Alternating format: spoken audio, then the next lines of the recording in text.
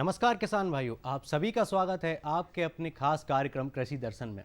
किसान भाइयों, एक बहुत ही महान लेखक ने कहा है, गेहूं के हर दाने में एक तारे की आत्मा छिपी होती है। हमारे किसान भाई खेत की तैयारी करते हैं, बुआई करते हैं और बुआई से लेकर कटाई तक बहुत सारी शस्य क्रियाएं करते हैं। खरपतवार, कीट, रोग जैसी चुनौतियों का सामना करते हैं और इसके बाद तैयार होती है फसल। इसके बाद अनाज का भंडारण करते हैं। अब यदि इसी भंडारण के दौरान कीट लग जाएं तो फिर किसान को काफ़ी नुकसान हो सकता है।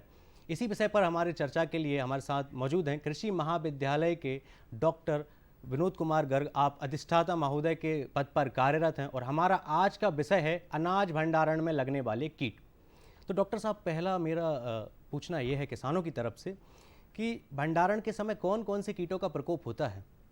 जब हमारे किसान भाई अपनी फसल को उत्पादन करने के पश्चात भंडारण के लिए सुरक्षित रखते हैं तो उसमें क्या होता है, बहुत सारे कीड़े जैसे आपका चावल का घुन है, खफरा बीटल है, लाल सुरई है, दालों का भृंग है, लाल कीड़ा है, अनाज का पतंगा है और लाल सुरई है और इस तरह के कीड़े हैं जो हमारी जो अनाज खाद्यान्न रखा हुआ है उसको हानि पहुंचाते हैं। डॉक्टर साहब, एक बात और हम जानना चाहेंगे कि अनाज के भंडारण में कौन कौन से कीट हैं जो फसल को, अनाज को हानि पहुंचाते हैं? जैसा कि मैंने बताया कि अनाज में सबसे मुख्य कीट है हमारा चावल का घुन, इसके अलावा खपरा बीटल, इसके अलावा लाल सुरही और सूजी का कीड़ा, अनाज का पतंगा। ये इतने महत्वपूर्ण कीट हैं जो हमारे केवल अनाजों को नुकसान ही पहुंचाते हैं।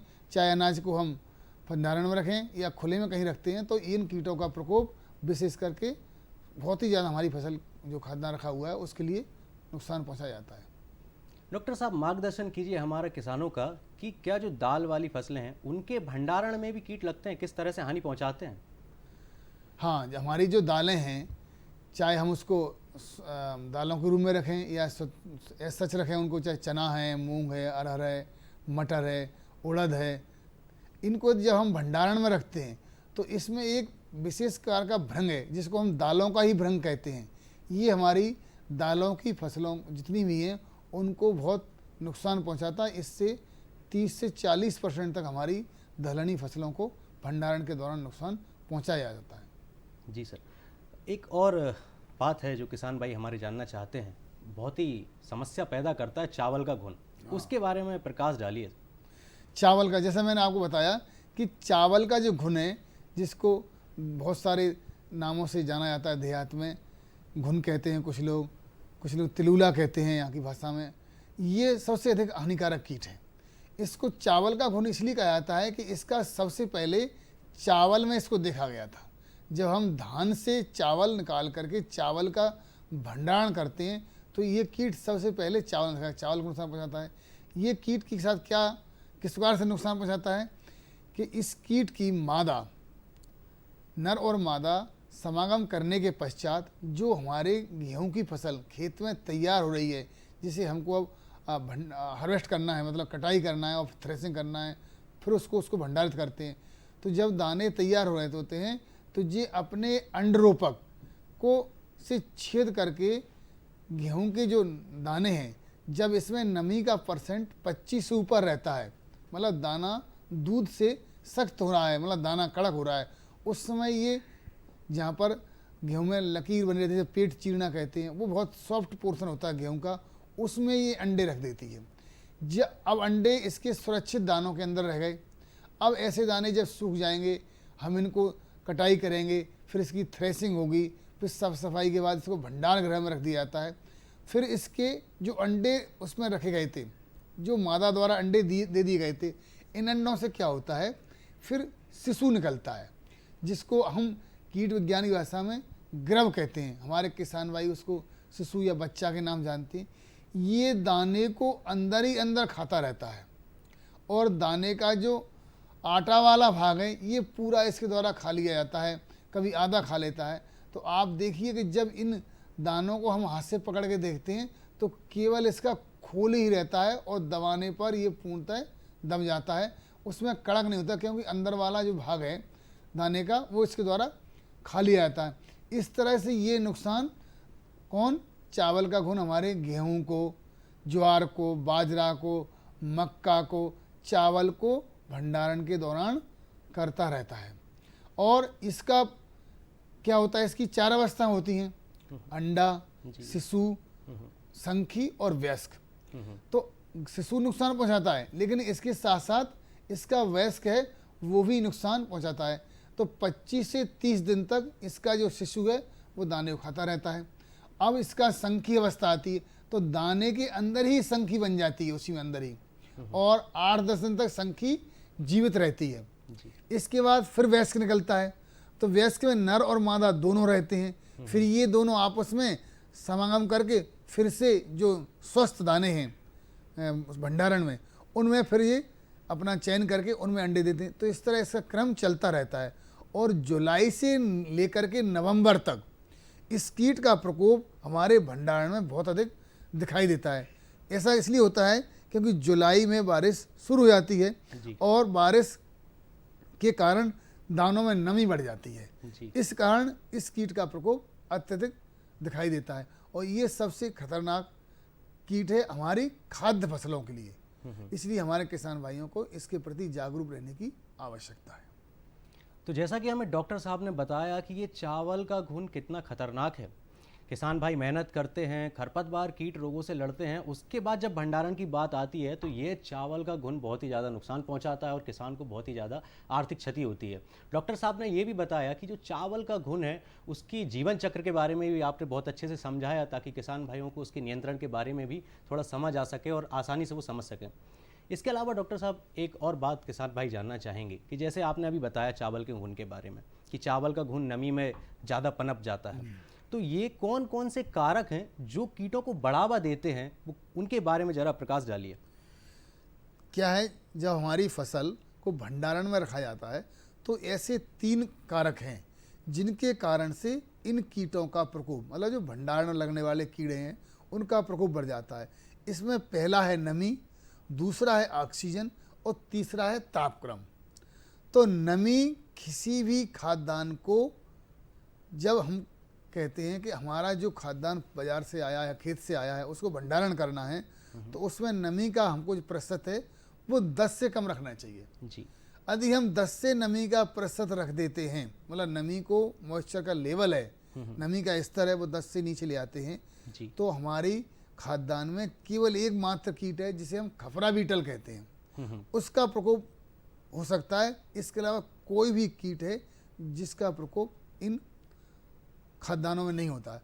तो उसके लिए किसान भाइयों को जो यहाँ पर भंडारण कर रहे हैं, भंडारण हमारा कैसा होना चाहिए, उसको ऐसा बनाना चाहिए कि उसमें किसी प्रकार से नमी का आवागमन नहीं होना चाहिए। क्या होता है, जब बारिश होती है तो नमी बढ़ जाती है, तो जहाँ भंडारण है तो उन्हें मॉइस्चर प्रूफ होना चाहिए, मतलब नमी से नमी रोधी। तो भंडारगृह जो बनाए जा रहे हैं वो नमी रोधी होना चाहिए, उनके अंदर किसी तरह से नमी का आवागमन नहीं होना चाहिए। नहीं, क्या होता है, नमी दाना में हमने गर्मियों सुखा कर रखा हुआ है, उसका टेम्परेचर, मतलब उसका नमी का प्रतिशत हमने 10 से नीचे रखा है। अब वातावरण में क्या होता है, बारिश का सीजन आता है तो नमी का परसेंट बढ़ जाता है, तो नमी को वो सोखते हैं। नमी को सोखने का दाना फूलता है, दाना फूलने के कारण उनकी जो ऊपर का छिलका है, दाने का जो खोल है, चोल है, कोट है, सीड कोट, वो क्या हो जाता है, सॉफ्ट हो जाता है, मुलायम हो जाता है। तो कीड़ों के जो मुखाने वो काटने तथा चबाने वाले होते हैं, तो वो उसके अंदर आसानी से प्रवेश कर जाते हैं और हमारी फसल को, खाद्यान्न को नुकसान होता है। ये पहला कारक है। दूसरा है हमारा ऑक्सीजन। ऑक्सीजन क्या है, कीटों और खाद्यान्न को ऑक्सीजन की आवश्यकता क्या के लिए, श्वसन करने के लिए, क्योंकि खाद्यान्न भी श्वसन होता है। तो श्वसन के कारण इनकी वृद्धि बहुत तेजी से होती है कीड़ों की। तो हमको भंडारण में ऑक्सीजन का स्तर भी कम रखना है, जिससे कि इनकी क्रियाशीलता है, क्रिया शक्ति है, जीवन चक्र है, क्रिया एक्टिंग हो रही है, ज़्यादा कर रहे हैं, उसको कम करना है। तो हमको भंडार गृह में ऑक्सीजन का स्तर 15 से कम रखना है जी। तो इसके रखने के लिए क्या है, हमारे द्वारा जो भंडार गृह में रोशनदान बनाए गए हैं, वेंटिलेटर बनाए गए हैं, हवादार बनाया गया है, उसकी खिड़कियां बाहर से बंद होने वाली होनी चाहिए, जिससे हम ऑक्सीजन को उसके अंदर बढ़ ना पाए और उनको बाहर से बंद कर दें, जिससे ऑक्सीजन यदि उसमें नहीं बढ़ती है तो कीड़ों की क्या होता है, क्रियाशीलता नहीं बढ़ती, उनका जीवन चक्र प्रभावित होता है ऑक्सीजन की कमी से, और वो होता है उनकी वृद्धि रुक जाती है। तीसरा होता है तापक्रम। तापक्रम भी कीटों की वृद्धि में बहुत सहायक है। हमारे किसान भाइयों ने देखा होगा कि जब उनके यहाँ किसी कीड़े का प्रकोप हो जाता है और उस जगह पर जब वो हाथ डालते हैं तो वो जगह बहुत ज़्यादा गर्म होती है जी। उसका कारण है क्योंकि कीड़े एक जगह पर एकत्रित हो गए हैं और वो बहुत ज़्यादा से श्वसन क्रिया कर रहे जी। हैं। जब श्वसन क्रिया करते हैं तो कार्बन डाइऑक्साइड गैस की मात्रा बढ़ती है, इससे वह क्षेत्र गर्म हो जाता है, तो इससे कीड़ों का प्रकोप और बढ़ता है। तो ऐसा करना चाहिए किसान भाइयों को कि जहाँ पर कीड़ों का प्रकोप हुआ है उसको ढेर को हटा देना चाहिए, उसको हिला डुला देना चाहिए और भंडार गृह के अंदर ऑक्सीजन का प्रवेश कराना चाहिए, जिससे क्या है ऑक्सीजन का थोड़ा, लेकिन उसका लेवल ज़्यादा नहीं बढ़ाना है, थोड़ा ऑक्सीजन का लेवल बढ़ जाएगा तो टेम्परेचर नीचे आ जाएगा, तो इस तरह से हमारे यहाँ कीड़ों का प्रकोप नहीं होगा। तो ये 3 महत्वपूर्ण कारक हैं, नमी, ऑक्सीजन और तापक्रम, जो किसी भी कीड़े की वृद्धि में सहायता करते हैं। तो इनको हमें निम्न स्तर पर रखना है। जी जी जी। किसान भाइयों, अभी वक्त हो गया एक ब्रेक का। ब्रेक के बाद चर्चा जारी रहेगी, जल्दी वापस लौटते हैं।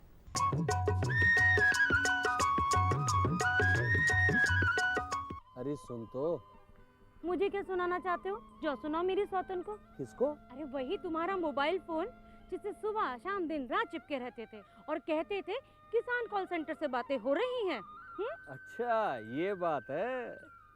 हाँ, क्यों, क्या हुआ? अब बात नहीं होती क्या? अब तो झट से बात हो जाती है। संबंधी समस्याओं का अपनी भाषा में तुरंत हल पाने के लिए पूरे भारत में किसी भी फोन से हेल्पलाइन नंबर पर संपर्क करें। किसानों का दोस्त किसान कॉल सेंटर। किसान भाइयों, आपका फिर से स्वागत है कार्यक्रम में अनाज भंडारण में लगने वाले कीट। जैसा कि अभी डॉक्टर साहब ने हमें बताया कि हमें कैसे नमी पर फोकस करना है, नमी का ध्यान रखना है, क्योंकि नमी ज़्यादा होगी और ताप का भी ध्यान रखना है, ऑक्सीजन का भी ध्यान रखना है। नमी नहीं होनी चाहिए, यदि ज़्यादा नमी होगी तो कीट पनपने लगेंगे और फिर किसान भाइयों को नुकसान होगा। बहुत बहुत धन्यवाद सर। अब इसके बाद अगला जो किसान भाई जानना चाहेंगे भाई ये है कि कौन कौन से तरीके हैं जिससे किसान भाई पहले से ही थोड़ा सा समझ सकें कि कीट लगे ही नहीं, पहले से ही कुछ ऐसे प्रबंध करें, कीटों से हम कैसे बच सकते हैं, उस अवस्था में हम पहुँचे ही नहीं कि किसान को नुकसान हो। हाँ, ये बहुत अच्छा प्रश्न है आपका कि हमारी फसल पूर्णतः सुरक्षित रहे और उनमें किसी प्रकार के कीटों का प्रकोप ना हो। तो इसके लिए हमारे किसान भाइयों को कुछ बातों का विशेष ध्यान रखना है। जैसे जब हम फसल की कटाई कर रहे हैं तो कटाई करते हैं तो नमी का प्रतिशत 20 से नीचे रखते हैं। जब हम कटाई करते हैं, कटाई के उपरांत हम फसल को अपने खलियान या थ्रेशिंग या कहीं रखते हैं, तो जहाँ पर इनको रखा जा रहा है वो स्थान हमारा बहुत साफ सुथरा होना चाहिए। क्या होता है, कभी कभी जो कीड़े हमारी खाद्यान्न को हानि पहुंचाते हैं, वो जो जहाँ हमारा खलियान है या थ्रेशिंग फ्लोर है उसके आसपास जो पेड़ पौधे हैं उनमें भी अंडे रख देते हैं, तो वहाँ से भी वो कीड़े स्थानांतरित होकर के हमारे खाद्यान्न में आ सकते हैं। तो हमको वहाँ पर जो खलियान है या थ्रेशिंग फ्लोर बनाया हुआ है उसको साफ सफाई रखना चाहिए। जिस वाहन का हम उपयोग कर रहे हैं, ट्रैक्टर ट्रॉली है, बैलगाड़ी है, जिससे हम खेत से लेके आ रहे हैं, वो हमारा बहुत साफ सुथरा होना अति आवश्यक है जी। इसके अलावा जहाँ पर हम भंडारण कर रहे हैं, वैसे तो सबसे अच्छी बात ये है कि हम भंडारण कर रहे हैं तो हमको भंडारण करने के लिए नए बोरों का उपयोग करना चाहिए जी। यदि हमारे पास नए बोरे नहीं हैं, नए बैग्स नहीं हैं, पुरानों में रख रहे हैं, तो उनको हमको तेज गर्मी में धूप में सुखा लेना चाहिए 2-3 दिन तक। तो जिससे क्या होता है, उसके अंदर यदि कीड़ों की कोई अंडावस्था है, इल्ली या सुप्तावस्था कोई है, वो सूर्य की प्रकाश के कारण बहुत तेज धूप के कारण नष्ट हो जाती है जी। इसके अलावा हमारे किसान भाई रासायनिक दवा से भी उनको ट्रीट कर सकते हैं। जी जी। रासायनिक दवा का उपयोग कर सकते हैं। वो निवोली का सत बना करके उसमें डुबो करके 10 मिनट तक फिर धूप में सुखा सकते हैं। रासायनिक दवाई आती है जैसे हमारी क्लोरोपायरीफॉस है, प्रोफेनोफॉस है, इसका 1% का घोल बनाया और उसमें 10 मिनट तक बोरों को डिप रखा, दवा बना के रखा और बाद में धूप में सुखा लिया आपने, तो जितनी भी सुप्तावस्था हैं वो नष्ट हो जाती हैं बोरों से।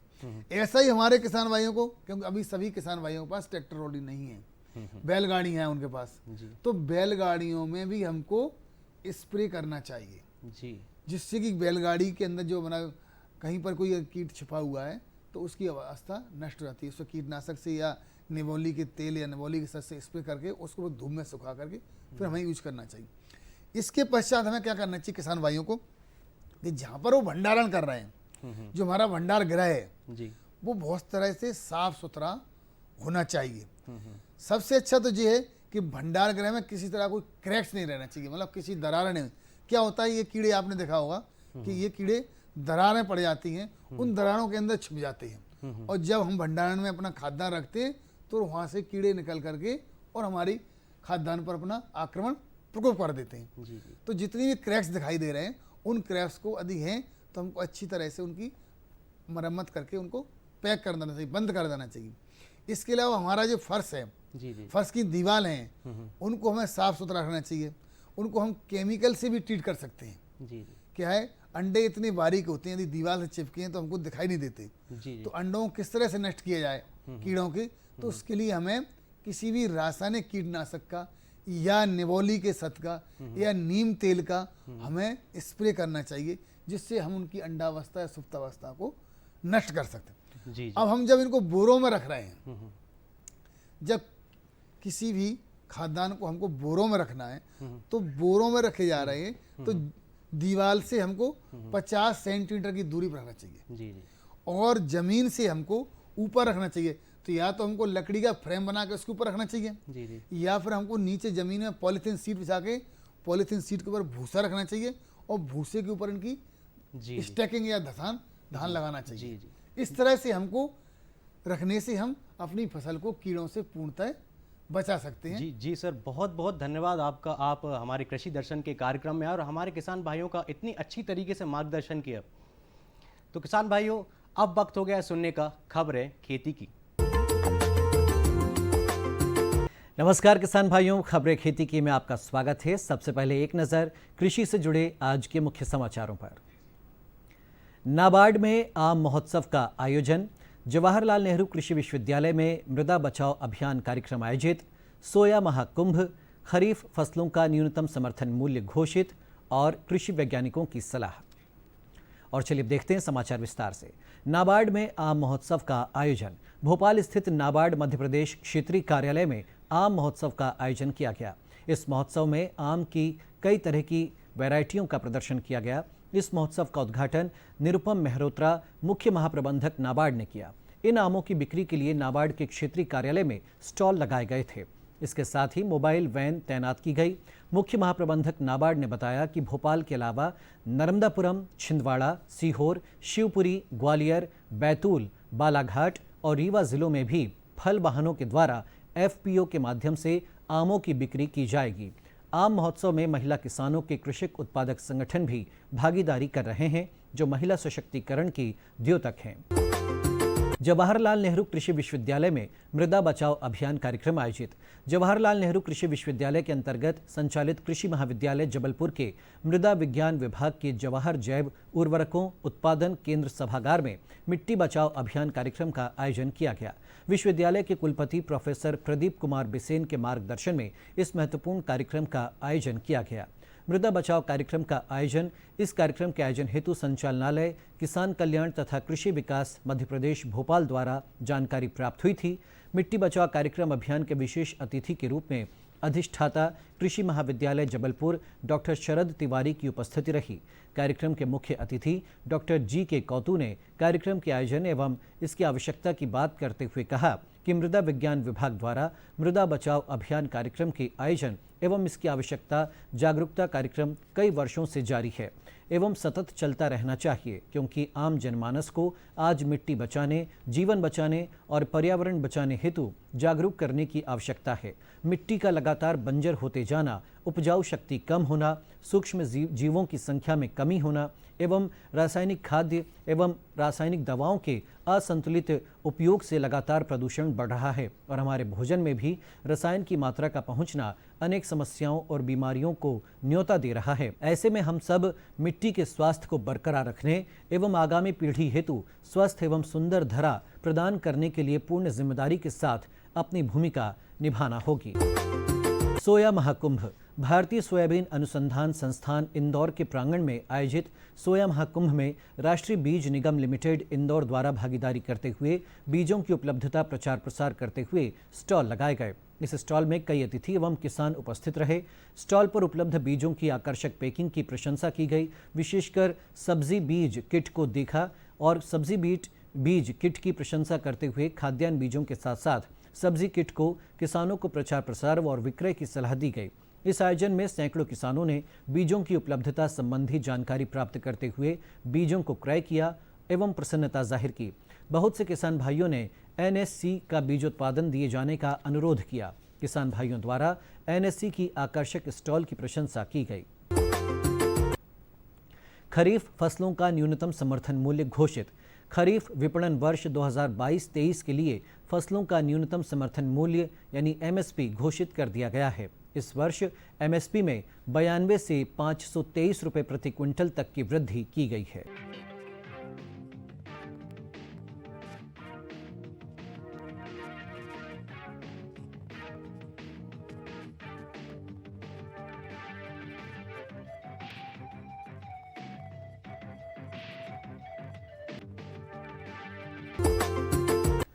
और चलिए किसान भाइयों, अब आपके लिए कृषि वैज्ञानिकों की सलाह।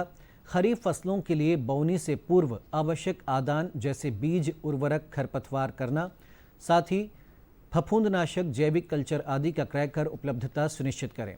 वर्षा के आगमन पश्चात बोवनी हेतु मध्य जून से जुलाई के प्रथम सप्ताह का समय उपयुक्त है।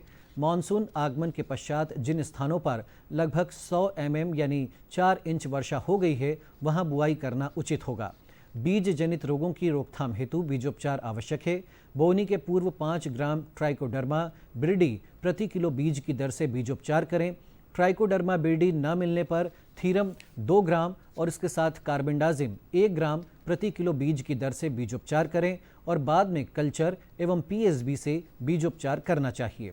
सोयाबीन की बीमारी से प्रतिरोधक क्षमता वाली किस्मों को लगाएं, जैसे JS 2029, JS 2034, JS 2069, JS 2094, JS 2098, JS 20-116, NRC 38, NRC 86 और NRC 127। तो किसान भाइयों, खबरें खेती की में आज बस इतना ही। मुझे दीजिए अनुमति। नमस्कार।